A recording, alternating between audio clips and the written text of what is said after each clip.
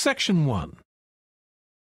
You will hear a telephone conversation between a woman who wants to attend a cookery class and an official at a tourist information centre. First, you have some time to look at questions 1 to 6.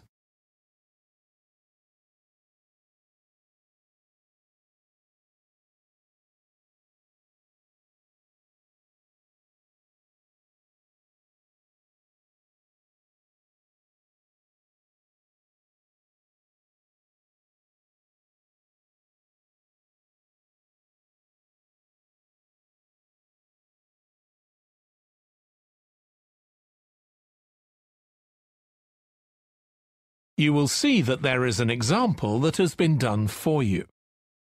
On this occasion only, the conversation relating to this will be played first.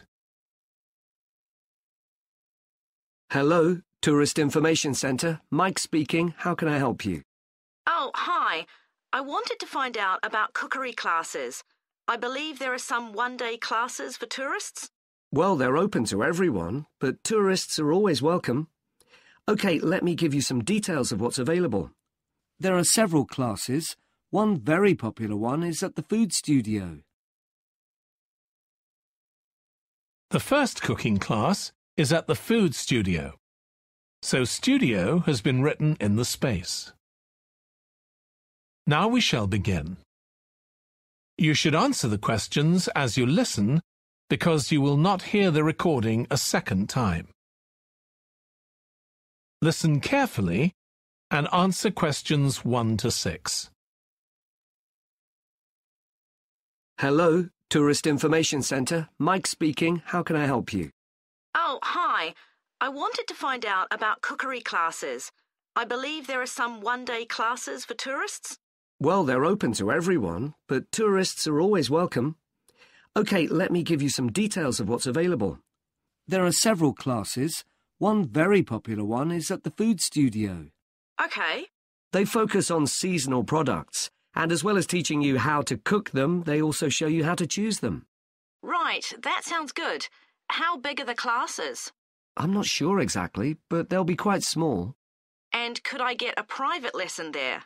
I think so. Let me check. Yes, they do offer those. Though, in fact, most of the people who attend the classes find it's a nice way of getting to know one another. I suppose it must be, yes. And this company has a special deal for clients where they offer a discount of 20% if you return for a further class. OK, but you said there were several classes. That's right. Another one you might be interested in is Bond's Cookery School. They're quite new. They just opened 6 months ago, but I've heard good things about them. They concentrate on teaching you to prepare healthy food, and they have quite a lot of specialist staff. So, is that food for people on a diet and things like that? I don't know if I'd be interested in that. Well, I don't think they particularly focus on low-calorie diets or weight loss. It's more to do with recipes that look at specific needs, like including ingredients that will help build up your bones and make them stronger, that sort of thing. I see. Well, I might be interested. I'm not sure. Do they have a website I could check? Yes. Just key in the name of the school. It'll come up. And if you want to know more about them, every Thursday evening they have a lecture at the school. It's free, and you don't need to book or anything. Just turn up at 7:30. And that might give you an idea of whether you want to go to an actual class. Before you hear the rest of the conversation, you have some time to look at questions 7 to 10.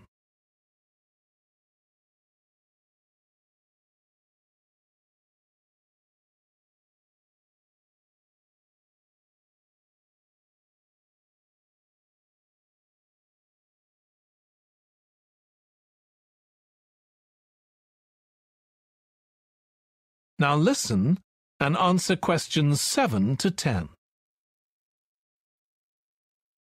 OK, there's one more place you might be interested in. That's got a rather strange name. It's called the Ielts Centre. That's spelled A-R-R-E-T-S-A. OK. They've got a very good reputation. They do a bit of meat and fish cookery, but they mostly specialise in vegetarian dishes. Right. That's certainly an area I'd like to learn more about. I've got lots of friends who don't eat meat.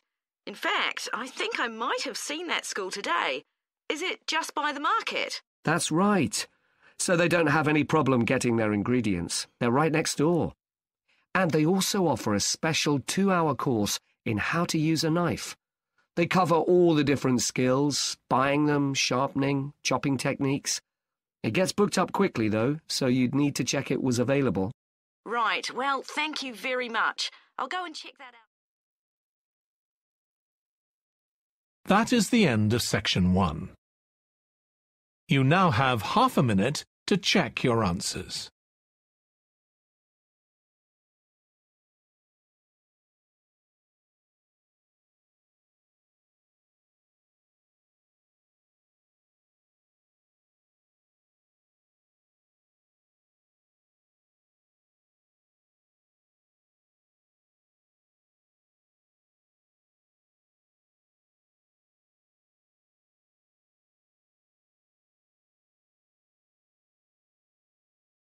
Now turn to section 2. Section 2. You will hear the chairman of the Highways Committee of Granford speaking to members of the public about proposed changes to traffic and parking in the area. First, you have some time to look at questions 11 to 13.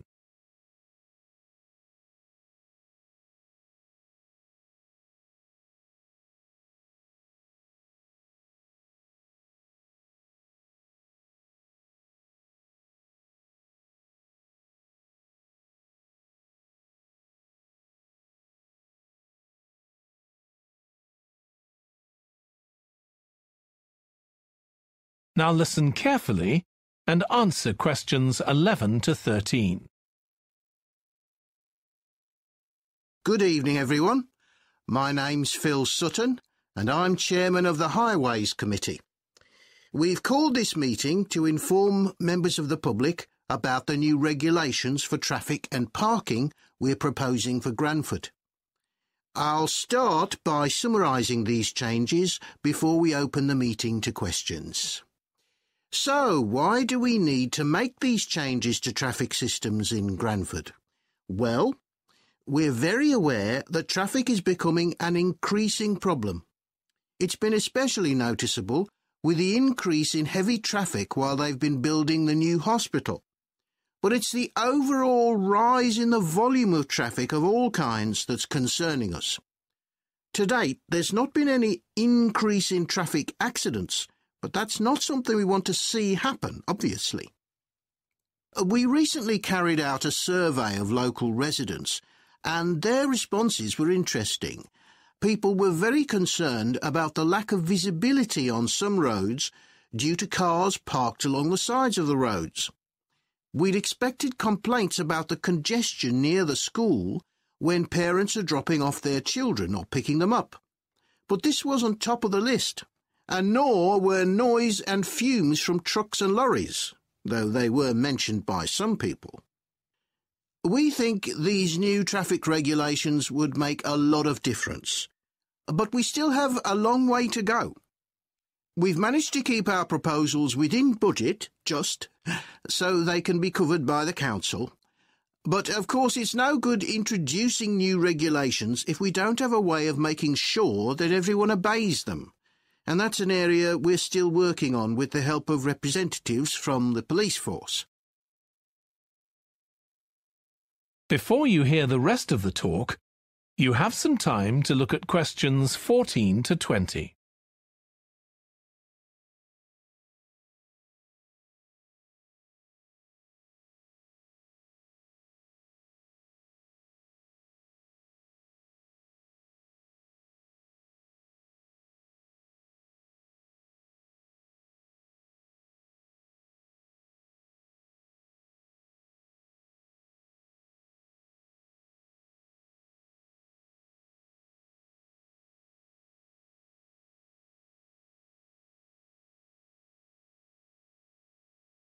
Now listen and answer questions 14 to 20. OK, so this slide shows a map of the central area of Granford with the High Street in the middle and School Road on the right. Now, we already have a set of traffic lights in the High Street at the junction with Station Road, but we're planning to have another set at the other end at the School Road junction to regulate the flow of traffic along the High Street. We've decided we definitely need a pedestrian crossing. We considered putting this on School Road just outside the school, but in the end we decided that could lead to a lot of traffic congestion. So we decided to locate it on the High Street, crossing the road in front of the supermarket. That's a very busy area, so it should help things there. We're proposing some changes to parking. At present, parking isn't allowed on the High Street outside the library, but we're going to change that and allow parking there, but not at the other end of the High Street near School Road. There'll be a new no parking sign on School Road just by the entrance to the school, forbidding parking for 25 metres. This should improve visibility for drivers and pedestrians, especially on the bend just to the north of the school. As far as disabled drivers are concerned, at present they have parking outside the supermarket, but lorries also use those spaces, so we've got 2 new disabled parking spaces on the side road up towards the bank. It's not ideal, but probably better than the present arrangement. We also plan to widen the pavement on School Road. We think we can manage to get an extra half metre on the bend just before you get to the school, on the same side of the road. Finally, we've introduced new restrictions on loading and unloading for the supermarket, so lorries will only be allowed to stop there before 8 a.m. That's the supermarket on School Road. We kept to the existing arrangements with the High Street supermarket. OK, so that's about it. Now, That is the end of section 2. You now have half a minute to check your answers.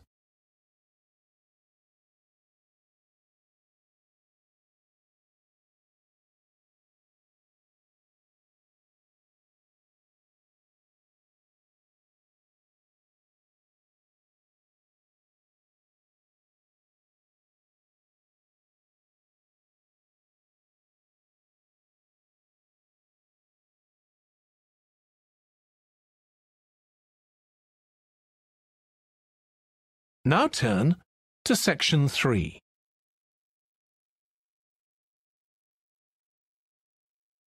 Section 3. You will hear 2 biology students called Emma and Jack discussing an experiment they are going to do together. First, you have some time to look at questions 21 to 25.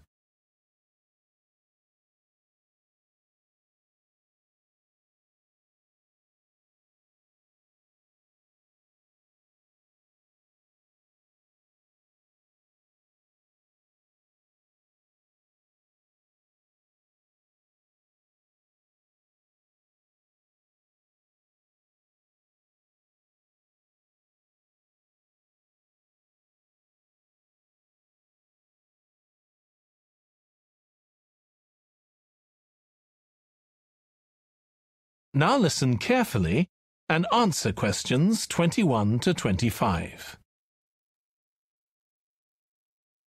We've got to choose a topic for our experiment, haven't we, Jack?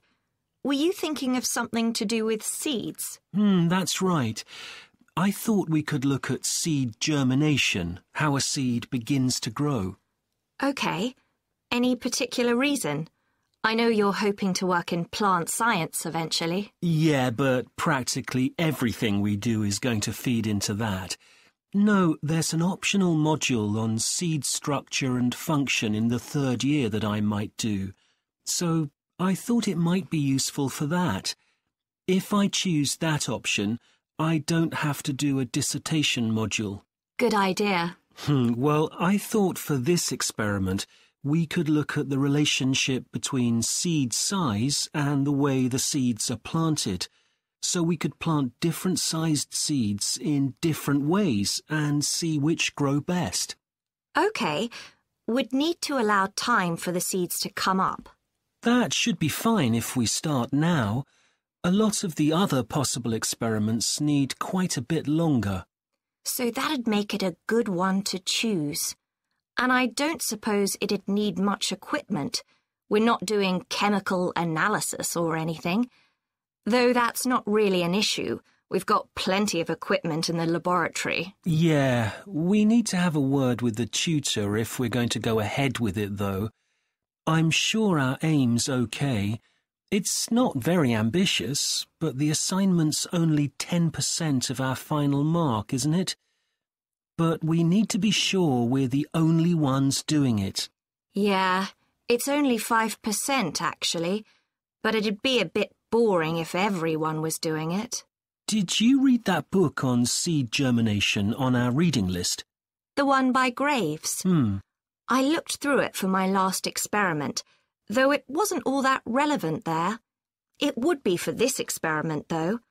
I found it quite hard to follow. Lots about the theory, which I hadn't expected. Yes, I'd been hoping for something more practical. It does include references to the recent findings on genetically modified seeds, though. Yes, that was interesting. I read an article about seed germination by Lee Hall. About seeds that lie in the ground for ages and only germinate after a fire. That's the one.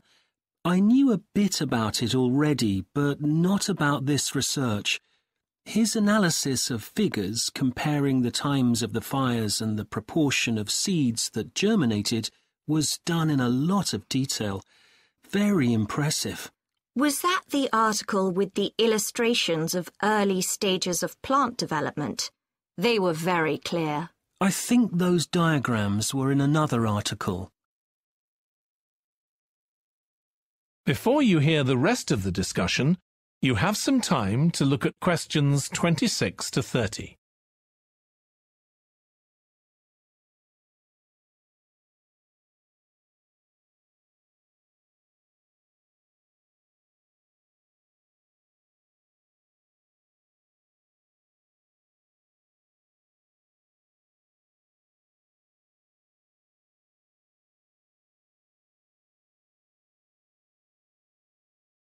Now listen and answer questions 26 to 30.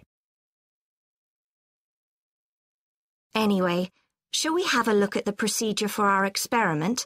We'll need to get going with it quite soon. Right. So the first thing we have to do is find our seeds. I think vegetable seeds would be best, and obviously they mustn't all be the same size. So how many sorts do we need? About 4 different ones? I think that would be enough. There'll be quite a large number of seeds for each one. Then for each seed, we need to find out how much it weighs and also measure its dimensions. And we need to keep a careful record of all that. That'll be quite time-consuming. And we also need to decide how deep we're going to plant the seeds. Right on the surface, a few millimetres down, or several centimetres. OK, so then we get planting. Do you think we can plant several seeds together in the same plant pot? No, I think we need a different one for each seed. Right. And we'll need to label them. We can use different coloured labels. Then we wait for the seeds to germinate. I reckon that'll be about 3 weeks, depending on what the weather's like. Then we see if our plants have come up and write down how tall they've grown. Then all we have to do is look at our numbers and see if there's any relation between them. That's right. So then we get... That is the end of section 3. You now have half a minute to check your answers.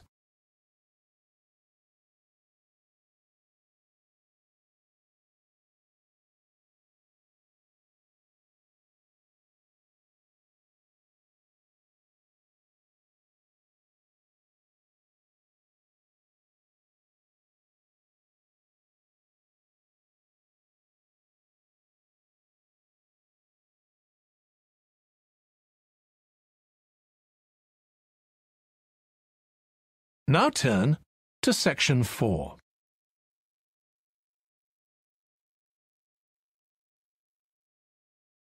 Section 4. You will hear part of a lecture on an environmental studies course about recent research on how animals are adapting to urban environments. First, you have some time to look at questions 31 to 40.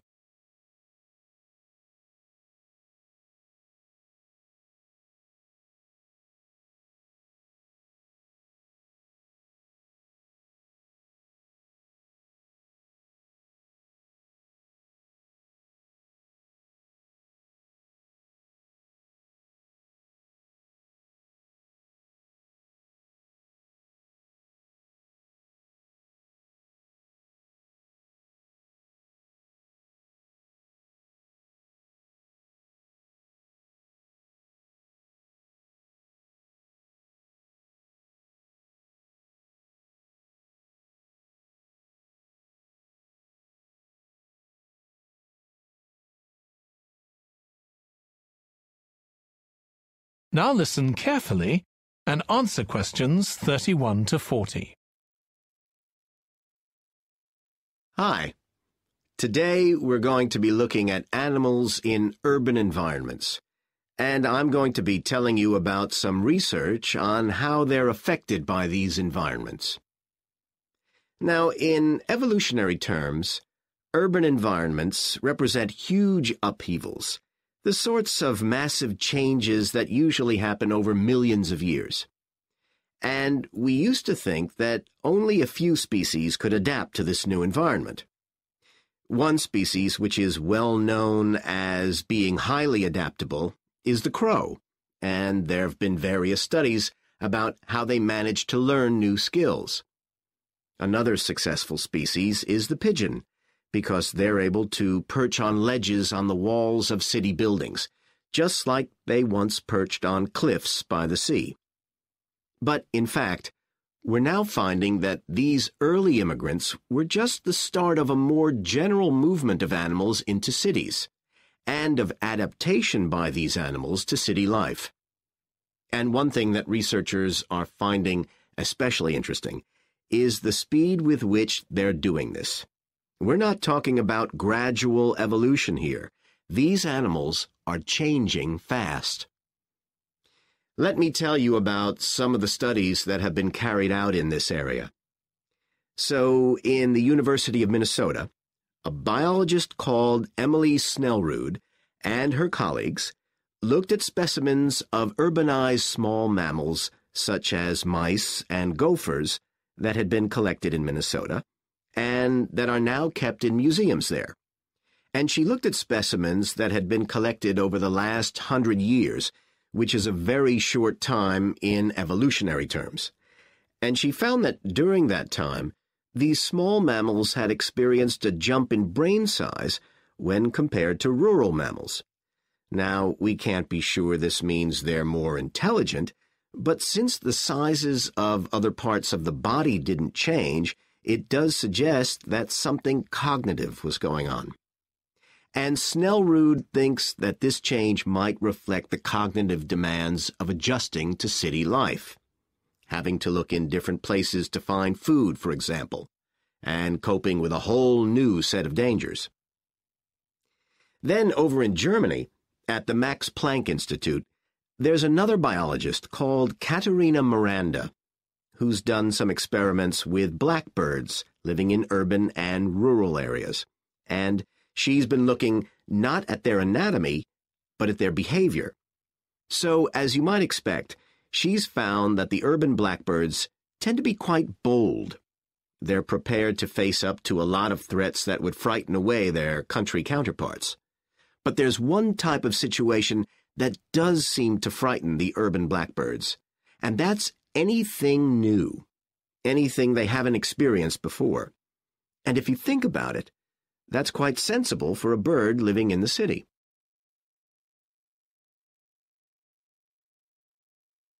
Jonathan Atwell, in Indiana University, is looking at how a range of animals respond to urban environments. He's found that when they're under stress, Their endocrine systems react by reducing the amount of hormones such as corticosterone into their blood. It's a sensible-seeming adaptation. A rat that gets scared every time a subway train rolls past won't be very successful. There's just one more study I'd like to mention, which is by Sarah Parton and her team. And they've been looking at how squirrels communicate in an urban environment, and they've found that a routine part of their communication is carried out by waving their tails. You do also see this in the country, but it's much more prevalent in cities, possibly because it's effective in a noisy environment. So, what are the long-term implications of this? One possibility is that we may see completely new species developing in cities. But on the other hand, it's possible that not all of these adaptations will be permanent. Once the animals got accustomed to its new environment, it may no longer need the features it's developed. So now we've had a look at adaptation. That is the end of section 4. You now have half a minute to check your answers.